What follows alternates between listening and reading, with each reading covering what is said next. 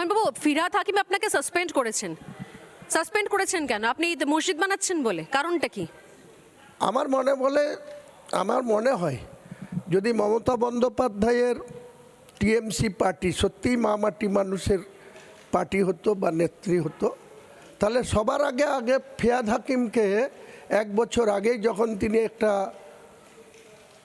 ধর্মীয় অনুষ্ঠানে গিয়ে ইসলামের দাওয়াত নিজে বলেছিলেন যে যারা মুসলিম হিসাবে পৃথিবীতে জন্মিয়েছে তারা সৌভাগ্যবান, আর অমুসলিম হিসাবে যারা পৃথিবীতে আছে তারা দুর্ভাগা, এবং দাউতে ইসলাম গ্রহণ করার জন্য আহ্বান করেছিলেন।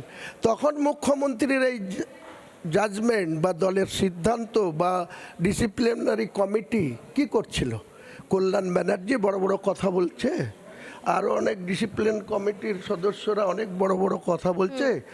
তো শুধু কি হুমায়ুন কবিরের জন্য ওনাদের নীতি নির্ধারণ বা ডিসিপ্লিন কমিটি? আর যেসব চোর বাটপোর তুলাবাজি করে খাচ্ছে তাদের বিরুদ্ধে কোনো ব্যবস্থা নিয়েছে তৃণমূল কংগ্রেস? নিজের স্বচ্ছতার পরিচয় রেখেছে? তার পরিবারের সদস্যদের কি ছিল, কটা ব্যবসা আছে, আজকে তারা কতটা প্রপার্টির মালিক হয়েছে? হ্যাঁ, আপনারা এগুলোকে আগামী দিনে সিপিএম বলতো, আমিও বলবো আগামী দিনে, আমিও বলবো। একটা জিনিস বুঝতে পারি, আমার কেউ মুখ বন্ধ করতে পারবে না। মুখ্যমন্ত্রী একসময় যখন দলে ছিলাম, মালদার অ্যাডমিনিস্ট্রেশন মিটিং থেকে আমাকে বলেছিল তোমার মুখে লিকোপ্লাস্টার লাগিয়ে দেবো। আমি বললাম আপনি লাগাবেন, আমি আবার খুলে দিয়ে বলবো। বিধানসভা তিনি বলছিলেন যাই হুমায়ুন তুমি চুপ করে থাকো, তুমি বেশি পাকা না। আমি একটা কথা জাস্ট বলি, আপনি বলছেন যে ফিরহাদ হাকিমের বিরুদ্ধে ব্যবস্থা নেওয়া উচিত ছিল। আমার তো মনে হয় তারও আগে আপনার বিরুদ্ধে ব্যবস্থা নেওয়া উচিত ছিল। আপনি মুর্শিদাবাদে দাঁড়িয়ে বলেছেন যারা 30% তাদেরকে কেটে ভাগীরথীর জলে ভাসিয়ে দেবো। আপনার মনে হয়েছে 30% হিন্দু বলে তাদেরকে কেটে ভাগীরথীর জলে ভাসিয়ে দেওয়া যায়? দুজন প্রার্থীকে জিতানোর জন্য বলেছি, তিনি কি করে আমার বিরুদ্ধে ব্যবস্থা নেবেন?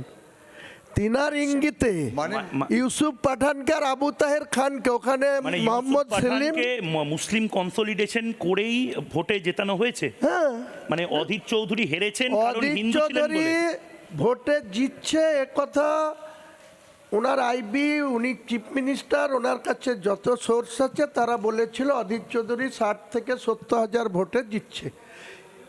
1 মে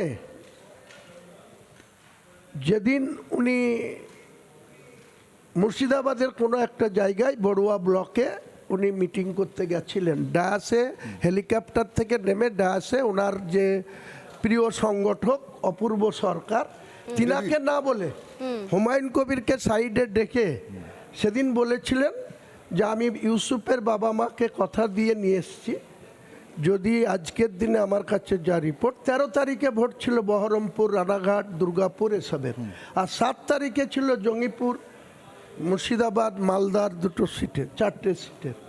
তাহলে 7 তারিখে ভোট, 1 তারিখে উনি আমাকে বলছেন যে মোহাম্মদ সেলিম 30 থেকে 40 হাজার ভোটে জিতে যাচ্ছে, তাহের হেরে যাচ্ছে, আর ইউসুফ পাঠানও 70 থেকে 80 হাজার ভোটে হেরে যাচ্ছে, অধীর জিতছে।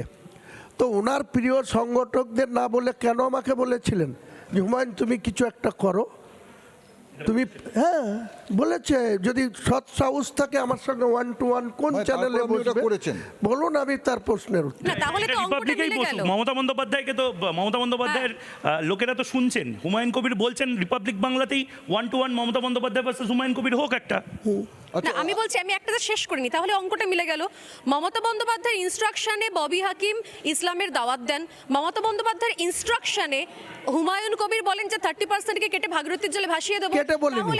কেটে বলিনি, অবজেকশন, আপনার সেই রেকর্ড আছে। আমি এটা বলেছিলাম 30শে এপ্রিল মাননীয় উত্তরপ্রদেশের মুখ্যমন্ত্রী যোগী আদিত্যনাথজি ঠিক আমার বাড়ি থেকে 2.5 কিলোমিটার দূরে এই যে সিদ্দিকুল্লাহ চৌধুরীর দপ্তর, ওই দপ্তরের মাঠে, ওই দপ্তরের এনওসি নিতে হয়, তারপরে কাউকে হেলিকপ্টার নামা, কাউকে মাইক বাঁধা, কাউকে প্যান্ডেল বাঁধা, ডায়াস বাঁধা, সব অনুমতি।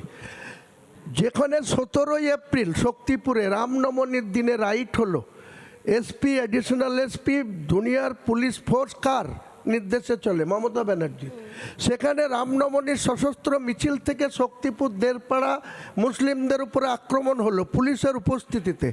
মুসলিমরা যখন এলাকায় 10,000 লোক পুলিশকে ঘিরে ফেললো, এসপি সূর্যকুমার যাদব এর গাড়ি আক্রান্ত হলো, সিকিউরিটির গাড়ি আক্রান্ত হলো, ওসি শক্তিপুর রাজু মুখার্জি আজকে আর নেই, ইন্সপেক্টর হয়ে অন্য কোথাও চলে এসছে, সে যখন আক্রান্ত হলো, মাথা ফাটলো, সেদিন এই হুমায়ুন কবির ওখানে ল অ্যান্ড অর্ডারের সব রকম সাহায্য, এমনকি পুলিশের 17টা গাড়িকে আমার সেফটি জায়গায় প্রোটেক্ট করেছি, আমি সাপোর্ট দিয়েছি।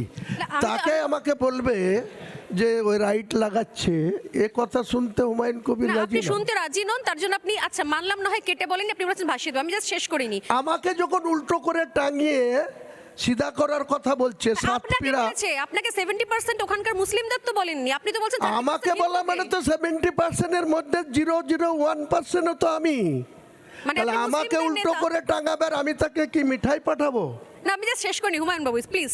তাহলে মমতা বন্দ্যোপাধ্যায় ইনস্ট্রাকশনে দাঁড়ালো যে ববি হাকিম ইসলামের দাওয়াত দেন, মমতা বন্দ্যোপাধ্যায় ইনস্ট্রাকশনে দাঁড়ালো হুমায়ুন কবির বলেন যে 30%কে ভাগীরথীর জলে ভাসাবো। তাহলে ধরে নিচ্ছি কি অঙ্ক কি বলছি, মমতা বন্দ্যোপাধ্যায় ইনস্ট্রাকশনে হুমায়ুন কবির এখন নির্বাচনের আগে দল থেকে বেরিয়ে এসে বাবরি মসজিদ বানাচ্ছেন।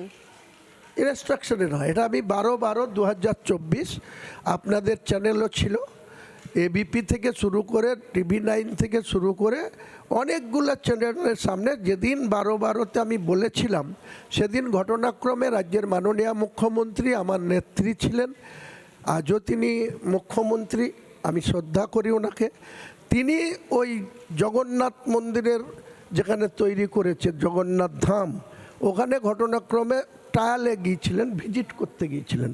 সাংবাদিকরা আমাকে বলেন যে আপনি এখানে কেন, আপনার নেতৃত্ব জগন্নাথ ধামে গিয়েছে, আপনি জাননি? আলাম আমি কি করতে জগন্নাথ ধামে যাব, আমার তো জগন্নাথ ধামে যাওয়ার কোনো প্রয়োজন নাই। আমি আগামী দিনে 6 ডিসেম্বর 2024 আমি একটা বাবরি মসজিদের ভিত্তি স্থাপন করব, এই কথাটা বলেছি। উনি কি বললেন তখন? তারপরে তো কোনো রিয়াক্ট করেনি, আন্ডার কিছুই বলেনি তখন। করেছে, ইগনোর করে গেছে যে 11 মাস ধরে হুমায়ুন কবির এটা চিল্লাচ্ছে, বেশ। হুমায়ুন কবিরের কথার কোনো কথা, আজকে বলছে এটা ন্যাশনাল ইস্যু হয়ে যাচ্ছে, এটা হিন্দুরা বিজেপিকে ভোট দিয়ে দেবে, তুমি মুসলমান ভোট পাবে আর বিজেপিকে ভোট দিয়ে দেবে, আমি ক্ষমতাচ্যুত হয়ে যাবো, তার দায় কি হুমায়ুন কবিরের? মানে নানা ধরনের কন্টেন্ট দেখার জন্য লাইক করুন, শেয়ার করুন আমাদের ফেসবুক পেজ, সাবস্ক্রাইব করুন আমাদের ইউটিউব চ্যানেল, পাশাপাশি অন্যান্য ব্রেকিং নিউজের জন্য অবশ্যই চোখ রাখুন রিপাবলিক বাংলায়।